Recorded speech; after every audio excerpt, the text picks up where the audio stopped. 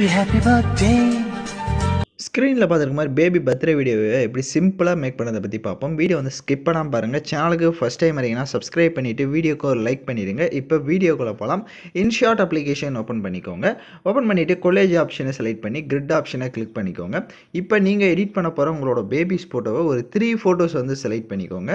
3 photo select பண்ணிக்கலாம், இல்லை அதுக்கு மேலே கூட உங்களோட சாய்ஸ் தான். ஆனால் மோஸ்ட்லி பார்த்தீங்கன்னா ஒரு 4 இல்லைனா 3 இது வந்து ஆட் பண்ணிக்கோங்க.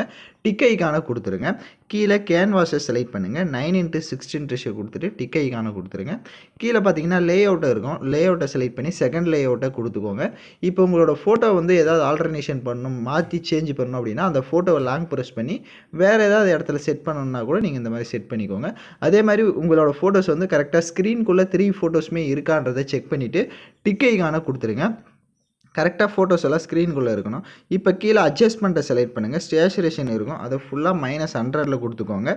கான்ட்ராஸ்ட் இருக்கும், கான்ட்ராஸ்ட்டை கொஞ்சம் இன்க்ரீஸ் பண்ணிக்கோங்க. ஃபுல்லாக கூட இன்க்ரீஸ் பண்ணிக்கலாம்.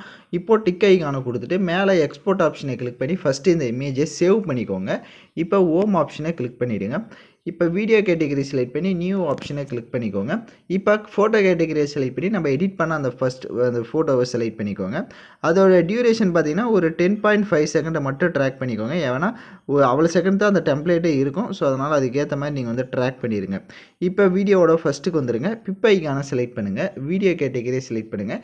இந்த வீடியோக்கான டெம்ப்ளேட் வந்து டெலிகிராம் குரூப்பில் கொடுத்துருக்கேன். இப்போ ஸ்க்ரீனில் ஷோ ஆகிற மாதிரி சர்ச் பண்ணிங்கன்னா டெலிகிராம் குரூப்பில் உங்களுக்கு இந்த மெட்டீரியல் வரும். யூஸ் பண்ணிக்கோங்க. இப்போ அந்த என் டெம்ப்ளேட்டை செலக்ட் பண்ணி ஃபுல் ஸ்க்ரீன் செட் பண்ணிக்கோங்க. செட் பண்ணிவிட்டு கீழே அப்படியே ஃபில்டர் ஆப்ஷனை செலக்ட் பண்ணுங்கள். அட்ஜஸ்ட்மெண்ட்டுக்கு போய்ட்டு கான்ட்ராஸ்ட்டை கொஞ்சம் இன்க்ரீஸ் பண்ணிக்கோங்க. ஒரு 35 அந்த மாதிரி இன்க்ரீஸ் பண்ணிவிட்டு டிக் ஐக்கான கொடுத்துருங்க.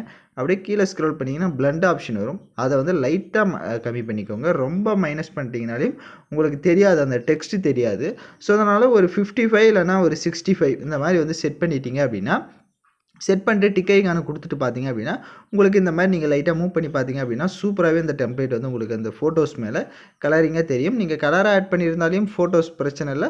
இல்லை இப்போ நான் பிளாக் அண்ட் ஒயிட்டாக அந்த மாதிரி சேஞ்ச் பண்ணியிருந்தாலையும் உங்களுக்கு வீடியோ பார்க்குறதுக்கு நல்லாயிருக்கும். இப்போது டிக் ஐக்கான கொடுத்துக்கோங்க. இப்போ பார்த்தீங்கன்னா ரொம்ப சிம்பிளாகவே நம்ம வீடியோ வந்து இது பர்த்டே வீடியோ வந்து மேக் பண்ணியாச்சு. ஸோ ஆடியோ வந்து உங்களுக்கு அந்த டெம்ப்ளேட்லேயே இருக்கும். அதனால் நீங்கள் எதுவும் ஆடியோவும் ஆட் பண்ண தேவையில்லை.